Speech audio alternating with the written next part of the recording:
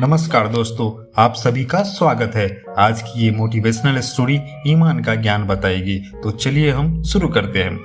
काफी समय पहले की बात है। प्रतापगढ़ नाम का एक राज्य था। वहाँ का राजा बहुत अच्छा था, मगर राजा को एक सुख नहीं था।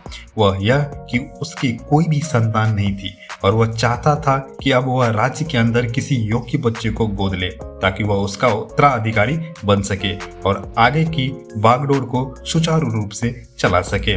और इसी को देखते हुए राजा ने राज्य में घोषणा करवा दी कि सभी बच्चे राजमहल में एकत्रित हो जाए। और ऐसा ही हुआ। राजा ने सभी बच्चे को पौधे लगाने के लिए भिन्न भिन्न प्रकार के बीज दिए और कहा कि अब हम 6 महीने बाद मिलेंगे और देखेंगे कि किसका पौधा सबसे अच्छा होगा। महीना बीत जाने के बाद भी एक बच्चा ऐसा था जिसके गमले में वह बीज अभी तक नहीं फूटा था, लेकिन वो रोज उसकी देखभाल करता था और रोज पौधे को पानी देता था। देखते ही देखते 3 महीने बीत गए। बच्चा परेशान हो गया। तभी उसकी माँ ने कहा कि बेटा धैर्य रखो, कुछ बीजों को फलने में ज्यादा वक्त लगता है। और वो पौधे को सींचता रहा। 6 महीने हो गए। राजा के पास जाने का समय आ चुका था, लेकिन वह डरा हुआ था कि सभी बच्चों के गमले में तो पौधे होंगे और उसका गमला खाली होगा। लेकिन वह बच्चा ईमानदार था और सारे बच्चे राजमहल में आ चुके थे। कुछ बच्चे जोश से भरे हुए थे क्योंकि उनके अंदर राज्य का उत्तराधिकारी बनने का प्रबल लालसा थी। अब राजा ने आदेश दिया, सभी बच्चे अपने अपने गमले दिखाने लगे, मगर एक बच्चा साम हुआ था क्योंकि उसका गमला खाली था।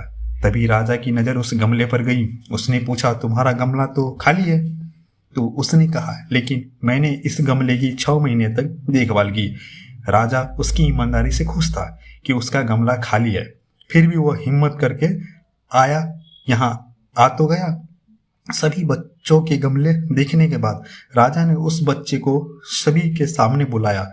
बच्चा सहम गया और राजा ने वह गमला सभी को दिखाया। सभी बच्चे जोर से हंसने लगे। राजा ने कहा, शांत हो जाइए, इतने खुश मत होइए। आप सभी के पास जो पौधे हैं वो सब बंजर है। आप चाहे कितने भी मेहनत कर ले, उनसे कुछ नहीं निकलेगा। लेकिन असली बीज यही था। राजा उसकी ईमानदारी से बेहद खुश हुआ और उस बच्चे को राज्य का उत्तराधिकारी बना दिया गया।